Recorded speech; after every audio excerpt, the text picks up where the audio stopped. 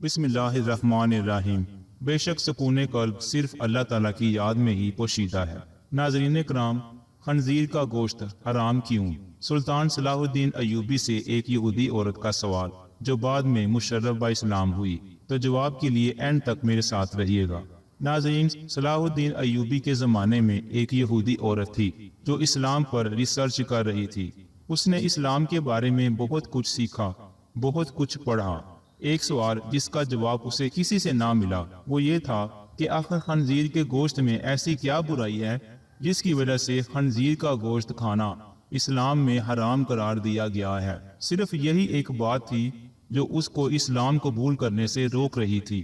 اپنے سوال کا جواب حاصل کرنے کے لیے وہ سلطان صلاح الدین ایوبی کے دربار میں پہنچ گئی اور عرض کیا، سلطان معظم، میں نے اسلام کے بارے میں بہت کچھ پڑھا ہے اور بہت کچھ سیکھا ہے، حتیٰ کہ میں اس جگہ پر آ کھڑی ہوئی ہوں کہ اسلام قبول کر لوں، لیکن ایک بات جو مجھے اسلام قبول کرنے سے روک رہی ہے اور وہ یہ بات ہے کہ اسلام خنزیر کا گوشت کھانے سے کیوں منع کرتا ہے۔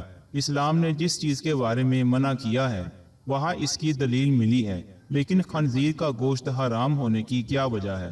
اس بارے میں مجھے ابھی تک کوئی مضبوط دلیل نہیں ملی۔ میں نے بائبل کو پڑھا تو بائبل میں بھی خنزیر کا گوشت کھانے سے منع نہیں کیا گیا، لیکن اسلام کیوں منع کرتا ہے؟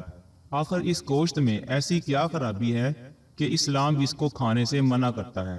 سلطان صلاح الدین ایوبی نے اپنے ایک مشیر کو حکم دیا کہ بائبل کی وہ کتاب میرے پاس لے آؤ جو اپنی اصلی حالت میں موجود ہے۔ جب بائبل کی کتاب پیش کی گئی تو سلطان نے وہ حوالہ تلاش کر کے اس یہودی عورت کو دکھایا جہاں لکھا ہوا تھا کہ خنزیر کا گوشت کھانا منع ہے۔ خاتون نے حیران ہو کر کہا، یہ کیا بات ہوئی؟ میرے پاس جو کتاب ہے اس میں تو لکھا ہوا ہے کہ خنزیر کا گوشت کھانا منع نہیں۔ یہ سن کر سلطان نے جواب دیا، مجھے ترس آتا ہے تمہارے ان لکھاریوں پر جنہوں نے اپنی عیاشیوں کے لیے اس پاک کتاب کو اپنے لفظوں سے تبدیل کر دیا ہے۔ تمہارے پاس جو بائبل ہے یہ اپنی اصلی حالت میں موجود نہیں۔ ابھی تو میں نے صرف اس کتاب سے ثابت کیا ہے کہ خنزیر کا گوشت کھانا منع ہے، اب میں اسے سائنسی لحاظ سے بھی ثابت کروں گا۔ پھر سلطان نے اس عورت سے کہا کہ کل صبح خنزیر کا گوشت پکا کر میرے دربار میں لے آنا۔ دوسرے دن اس عورت نے خنزیر کا پکا ہوا گوشت سلطان کی خدمت میں پیش کر دیا۔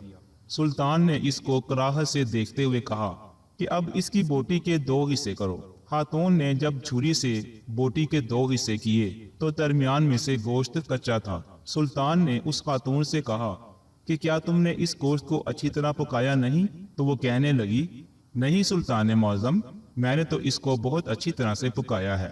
تو سلطان نے کہا کہ اب تمہاری سمجھ میں یہ بات آ گئی ہوگی کہ یہ حرام گوشت ہے، اسے جتنی بھی اچھی طرح پکایا جائے یہ درمیان میں کچا رہ جاتا ہے، اور جب یہ تمہارے پیٹ کے اندر جاتا ہے تو بہت سی بیماریوں کا سبب بنتا ہے۔ دوسری بات یہ کہ سور جس جگہ رہتا ہے یہ اپنے ارد گرد کی تمام گندگی حتیٰ کہ انسانوں کی گندگی کو بھی کھا جاتا ہے۔ اس کی خوراک بہت ہی غلیظ ہوتی ہے، اس حوالے سے وہ غلاظت اس کے گوشت میں بھی شامل ہوتی ہے جو بذات خود بیماریوں کا منبع ہے۔ تیسری بات یہ کہ جب سور کی مادہ کسی دوسرے سور کے ساتھ جنسی تعلق قائم کرتی ہے تو یہ اسے دیکھ کر خوش ہوتا ہے اور فخر محسوس کرتا ہے، اور یہ بے غیرتی کی خصلت اس کے گوشت میں بھی پائی جاتی ہے، اور اس کا گوشت کھانے والا بھی انہی صفات کا حامل ہوتا ہے کہ اپنی عورتوں کو دوسروں کے حوالے کر کے خوش ہوتا ہے اور فخر محسوس کرتا ہے۔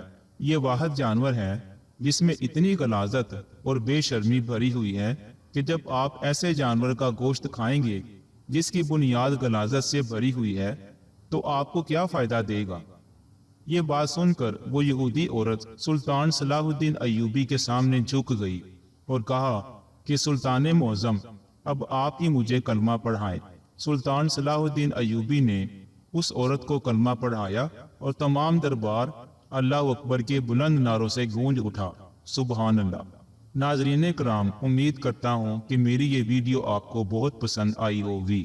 میری حوصلہ افزائی کے لیے ویڈیو کو لائک اور شیئر ضرور کیجیے گا۔ اگلی ویڈیو تک کے لیے مجھے اجازت دیجیے۔ اللہ آپ سب کا حامی و ناصر ہو، آمین یا رب العالمین۔